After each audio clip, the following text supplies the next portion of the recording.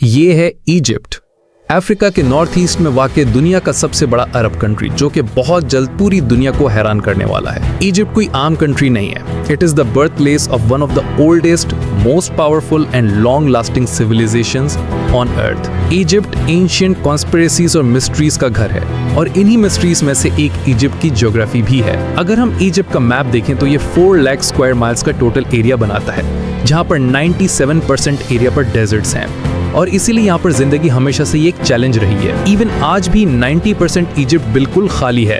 तो फिर ancient Egyptians यहाँ पर इतनी पावरफुल एम्पायर्स बनाने में कैसे कामयाब हुए? इसका जवाब है the mighty Nile river. 4000 mile लंबा ये दुनिया का सबसे बड़ा दरिया है। इसके बगैर शायद इजिप्शियन सिविलाइजेशन सर्वाइव ही ना कर पाती। एक कहावत है कि इजिप्ट नाइल से है और नाइल इजिप्ट से। आज भी इजिप्ट की सारी पॉपुलेशन इधर नॉर्थ में और इस दरिया नील के किनारे पर रहती है। और सबसे इंटरेस्टिंग बात यह है कि इजिप्ट दुनिया का वो अकेला कंट्री है जिसका पॉपुलेशन पैटर्न और दरिया नील का ये रूट रात को भी सैटेलाइट से क्लियरली नजर आता है। इसी रिवर की वजह से इजिप्ट सहारा डेजर्ट जैसे गर्म तरीन रेगिस्तान में घिरे होने के बावजूद हमेशा से दुनिया का एग्रीकल्चरल हब रहा है। रोमन एम्पायर की 30% व्हीट सप्लाई इजिप्ट से ही आती थी। आज भी ये दरिया इजिप्ट की लाइफलाइन है। इजिप्ट की 90% आबादी इसी दरिया के साथ रहती है, जबकि बाकी सिर्फ 10% पॉपुलेशन इधर रेड सी के साथ नू वैली मतरूह में और सीनाई में रहती है। और इस पॉपुलेशन पैटर्न की वजह भी यही है कि इजिप्ट की 80% एग्रीकल्चरल जमीन इसी नाइल रिवर के साथ है। इसी दरिया की वजह से इजिप्ट आज भी प्याज, खजूर और लहसुन पैदा करने में दुनिया के टॉप 5 कंट्रीज में आता है। लेकिन अब प्रॉब्लम यह है कि इजिप्ट की पॉपुलेशन बहुत तेजी से बढ़ रही है। 1920 से 2020 के बीच इजिप्ट की पॉपुलेशन 8 टाइम्स बढ़ी थी, और आज 2024 में इजिप्ट की आबादी 11 करोड़ क्रॉस कर चुकी है, और इसीलिए पॉपुलेशन के लिहाज से इजिप्ट सबसे बड़ा अरब कंट्री है। 2050 तक इजिप्ट की आबादी 16 करोड़ तक पहुंच जाएगी, और इतनी ज्यादा लोगों के लिए सिर्फ 4% एग्रीकल्चरल जमीन बहुत कम है। अर्बनाइजेशन की वजह से इजिप्ट की एग्रीकल्चरल जमीन हर 10 साल में 2% कम होती जा रही है, और अगर ऐसे ही चलता रहा तो 2050 तक इजिप्ट एक बहुत जबरदस्त फेमिन का शिकार हो जाएगा। इसलिए इजिप्ट के पास इस प्रॉब्लम का हल निकालने के लिए सिर्फ 26 साल हैं। आज भी इजिप्ट की 50% फूड सप्लाई बाहर से इंपोर्ट हो रही है, और ये इंपोर्ट्स इजिप्ट के जीडीपी पर बहुत बड़ा बर्डन है। इसी का तोड़ करने के लिए इजिप्ट दुनिया का सबसे बड़ा आर्टिफिशियल रिवर बना रहा है, जो इस 9000 स्क्वायर किलोमीटर के रेगिस्तान को एग्रीकल्चरल जमीन में ट्रांसफॉर्म कर देगा। और इजिप्ट इससे मिलता जुलता काम पहले भी कर चुका है। 2015 से 2020 के बीच इजिप्ट ने 5000 स्क्वायर किलोमीटर के रेगिस्तान को एग्रीकल्चरल जमीन में कन्वर्ट किया था। 2021 में प्रेसिडेंट अल सीसी ने ये न्यू डेल्टा प्रोजेक्ट अनाउंस किया। इस प्रोजेक्ट में नाइल रिवर के जरिए एक आर्टिफिशियल रिवर बनाया जाएगा, जो कि दुनिया का सबसे बड़ा आर्टिफिशियल रिवर होगा।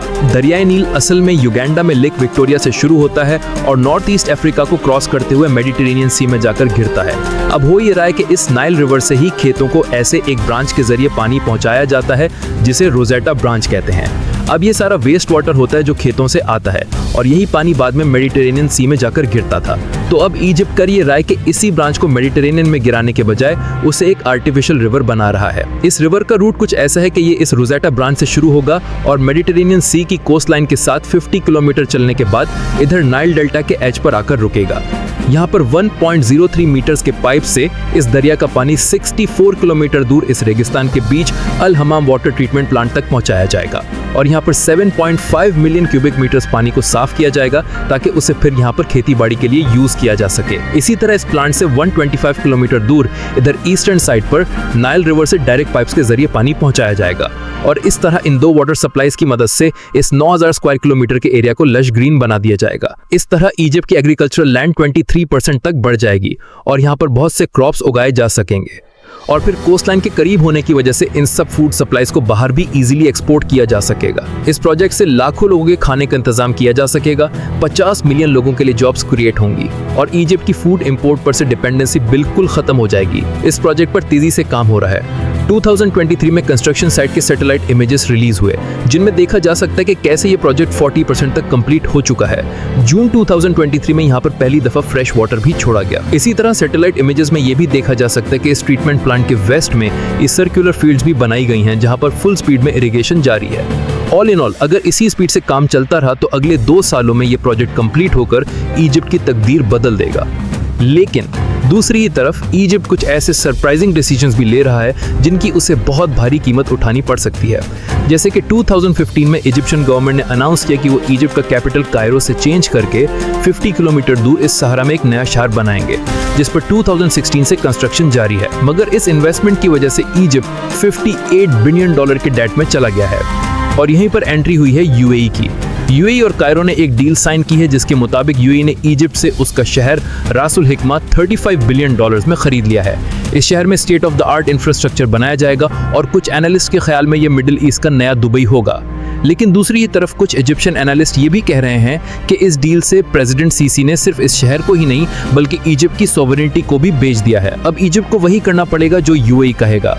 दूसरी ही तरफ इसराइल पैलेस्टाइन वॉर में जो इजिप्ट का रोल रहा है उस पर भी बहुत ज्यादा क्रिटिसिज्म हो रहा है। सो एक तरफ इजिप्ट बहुत ही एम्बिशियस प्रोजेक्ट्स पर काम कर रहा है और दूसरी ही तरफ उसके कुछ डिसीजंस फ्यूचर में उसके लिए खतरनाक नतीजे साबित हो सकते हैं। उम्मीद है आपको ये वीडियो पसंद आई होगी। मिलते हैं नेक्स्ट वीडियो में एक और इंटरेस्टिंग टॉपिक के साथ। अपना ख्याल रखें। अल्लाह हाफिज।